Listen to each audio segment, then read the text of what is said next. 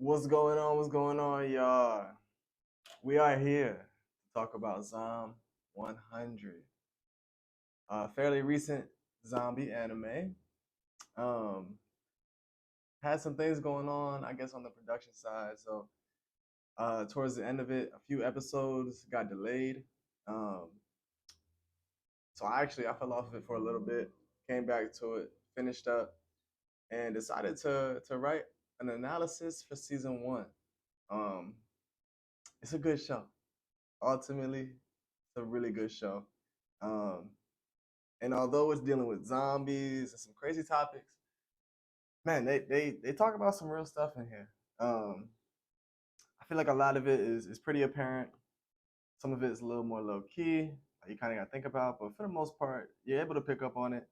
And I like the way that whoever is the author wrote this story, man. It's some good stuff. So I'm excited for season two.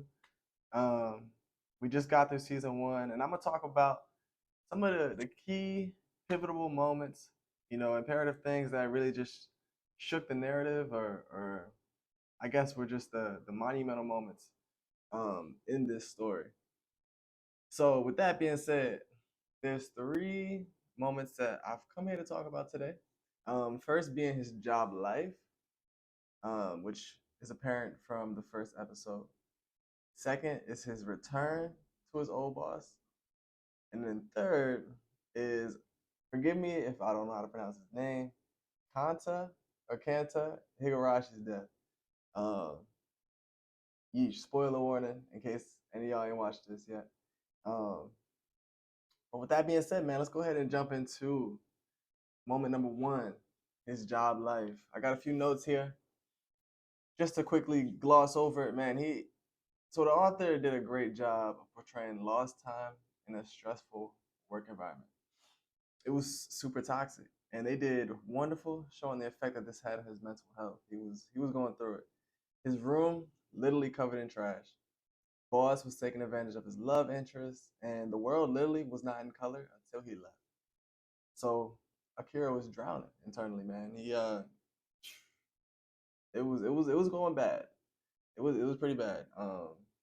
Despite having a decent, corporate job or whatever, um, on the inside, man, he was crumbling. And so they kind of point to the actual apocalypse being, what brought him out of that once, he realized he was free from his job, the world finally returned to color. Um, However, I believe his real saving grace was reuniting with his best friend, Kencho.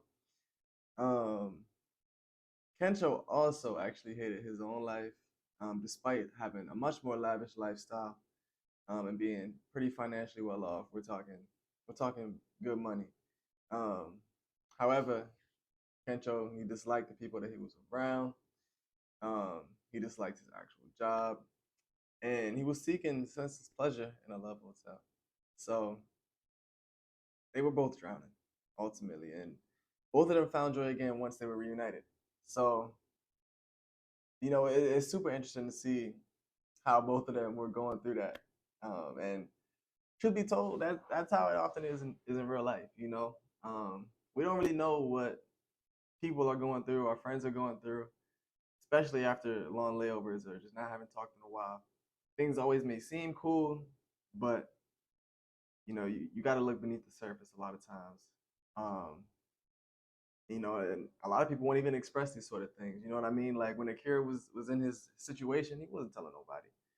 Um, Nobody would have really known unless someone would have asked him. And I think he spent over a year or two at that job. So you know, maybe not in the grand scheme, but it was certainly a long time. A year to two is a good chunk. So, and that's enough to have an effect on a person. You know, uh, Shoot, even a month or a few can really alter you unless you look to find a better situation. So that's the first, his job life. Second was his return to the old boss. So after the apocalypse had taken place, zombies are out here, they're out here doing their thing, navigating the world and going about meeting folks. They run across the old boss, right? Same dude that was tormenting Akira, and he clearly, I believe, displayed well. Don't even gotta say, I believe he displayed Stockholm syndrome as a result of his trauma from the years.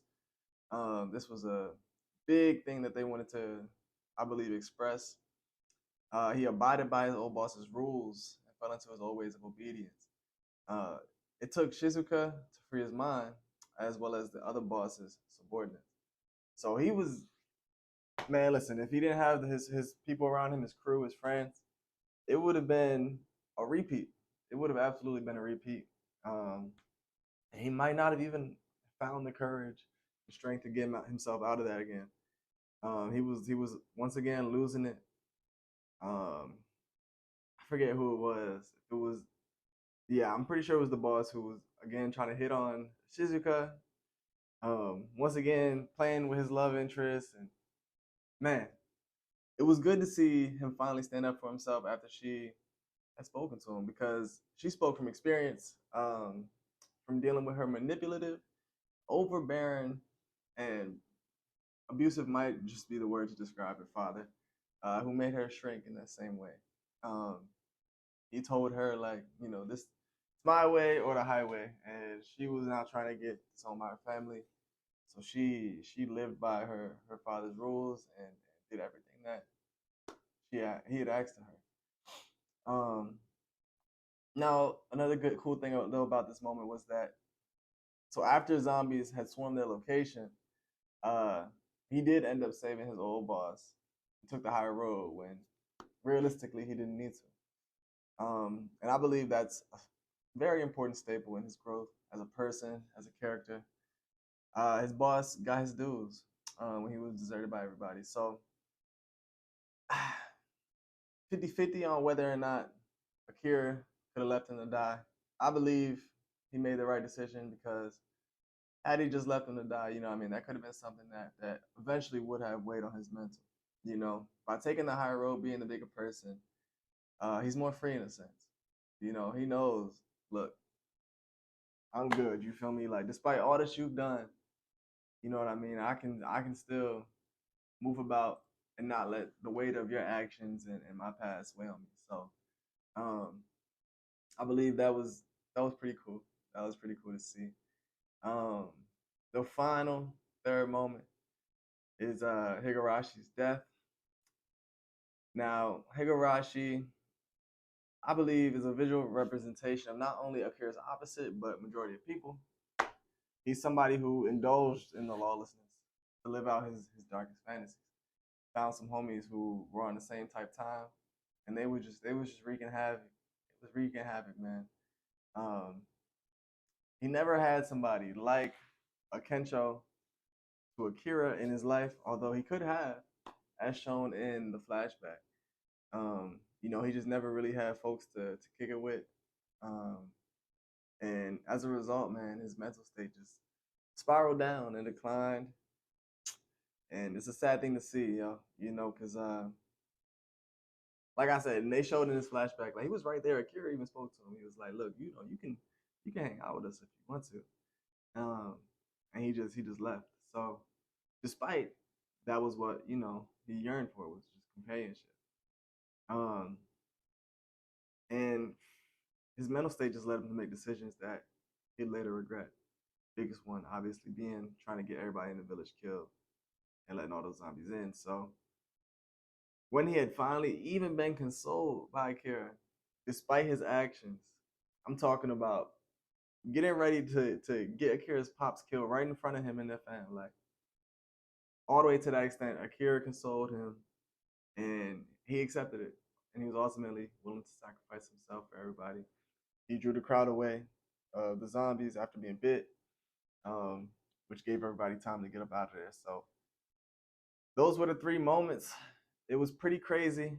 Um, I, I do love this anime.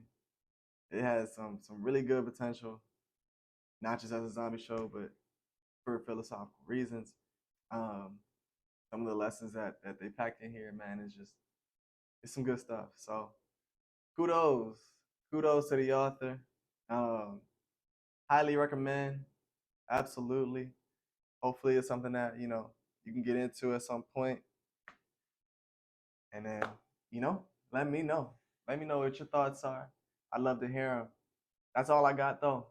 Y'all take care. Until the next analysis. Peace.